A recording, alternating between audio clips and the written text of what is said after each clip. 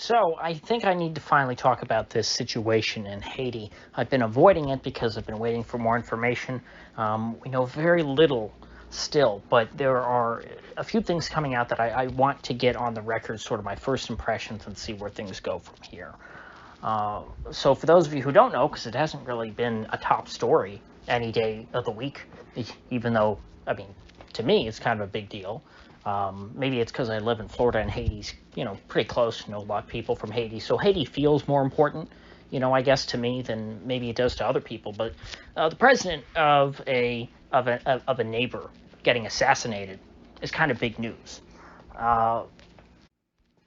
especially when my own government has a history of assassinating or staging coups against world leaders, particularly countries in the Western Hemisphere, going all the way back to the Monroe Doctrine. The U.S. has considered it to be its right to interfere at any point in the domestic politics of countries in this hemisphere. Haiti's very close. The U.S. has had a number of perhaps not formal incursions into Haiti, but a lot of interventions in Haiti over the years.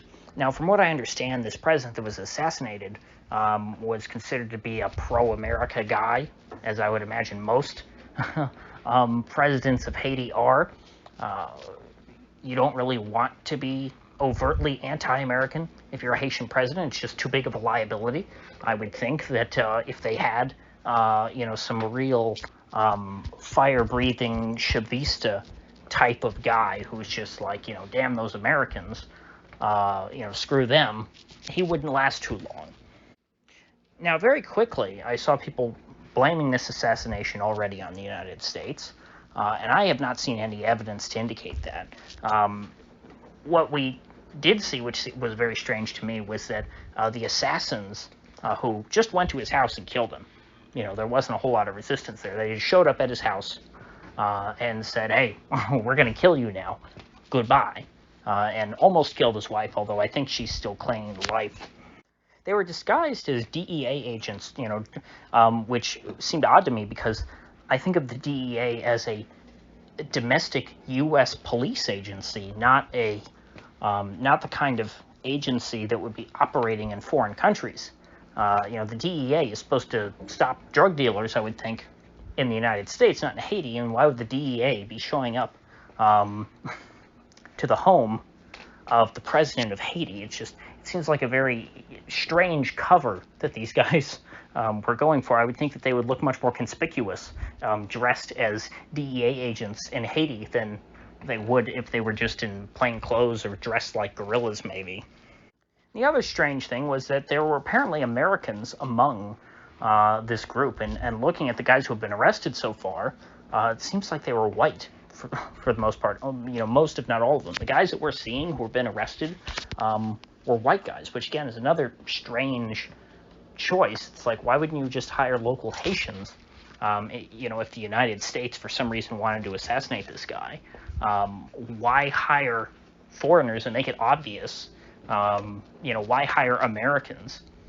It seems like not a smart move. If I were the CIA, for example, and I wanted to assassinate for some reason this president of Haiti.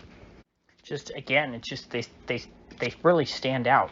It'd be really conspicuous. It's easy if hey, a bunch of white guys just gunned down the president. It would be pretty easy to find them in Haiti because there's not that many white guys there. Just grab all the white guys you can, and one of them, or at least a few of them, are going to be these mercs.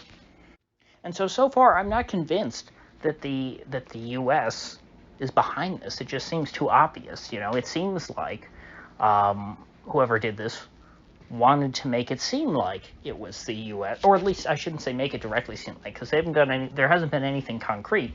But for example, by hiring outside mercenaries, including Americans, it would suggest that this is not, for example, drug cartels. Because you would think, well, if the drug cartels were the ones who did it, they would just, send in some local Haitian guys to kill them. Now, I'm not saying that it is drug cartels. I'm just using it as an example. That's something that CNN is saying, and if CNN is saying it, I'm inclined to believe it's probably not true. But the fact of the matter is, we just don't know at this point.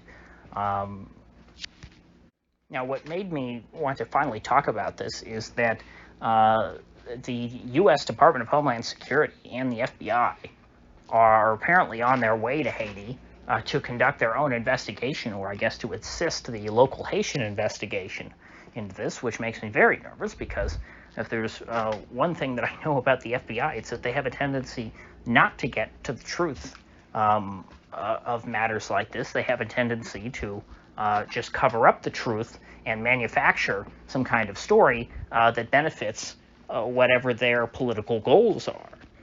And I know not what the FBI's goals are in Haiti. I also don't know what the role of the Department of Homeland Security would be at all, because of course Haiti is not part of the American homeland. So it seems kind of contradictory for the Department of Homeland Security to have any sort of role in there. But then again, same thing goes with the FBI. The FBI is supposed to be a domestic agency here in the U.S. Nevertheless, even if the U.S. had no involvement in this assassination, the presence of the DHS and the FBI and their role in the investigation, I think, will discredit the results of the impending investigation and would only invite more suspicion. Because at the end of this, people are going to say, when the FBI and DHS ultimately conclude that it was not, the U.S. government who ordered this assassination, and they blame it on somebody else, what folks will just say is that, well, of course the FBI and the DHS are not going to indict their own government. They're going to blame this on whoever the enemies of the FBI and the DHS are, whoever America wants to target and blame for this and frame for it. That's who the FBI is going to say did it. And something that I think will add even more suspicion, to the Americans, is that the new Haitian government, which I guess is led by the the guy who was the prime minister,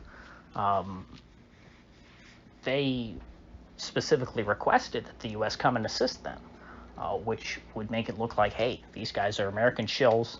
The new government is in the pocket of the U.S. This makes sense. They took out this other guy who I think also was supposed to be an ally of the U.S., but, whatever, they'll say, there was some reason they wanted him gone, and these American shills who took over are bringing in the Americans to help cover up the assassination.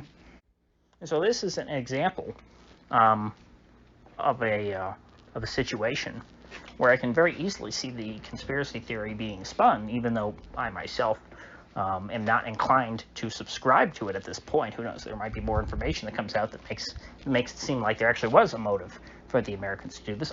I don't see the point at this stage. Haiti's not a very important place strategically. I don't think that the U.S. would go this far, even if they had some minor disagreement with this Haitian president on some arcane matter. But nevertheless, I think that if they want to, if they would like people to not be suspicious of them, considering the history of the U.S., because again, people are not just paranoid about the U.S., this is a rational suspicion, because the U.S. has done this so many times in so many countries all around the world. They are, anytime a leader is assassinated in the world, the U.S. should be one of the top culprits who is being investigated. And so if the U.S. doesn't want people to think that, they should step back, keep the investigation at arm's length, not get involved in Haiti, let Haiti, handle its own problems, even though this new Haitian government is asking for the U.S. to come in. And that, I think, would dispel a lot of suspicion. But at this point, I just don't see people trusting an investigation conducted by American spooks into the death of the Haitian president. There's simply not an independent, objective party in all of this. They're not viewed that way by people, even if they feel that they are, independent and objective and just trying to get at the truth. That's not how they're perceived, and for good reason. So I think this is a bad decision, and I don't think it will end well. And so for now, that's all I have to say on the Haitian situation. I will see you folks back here tomorrow.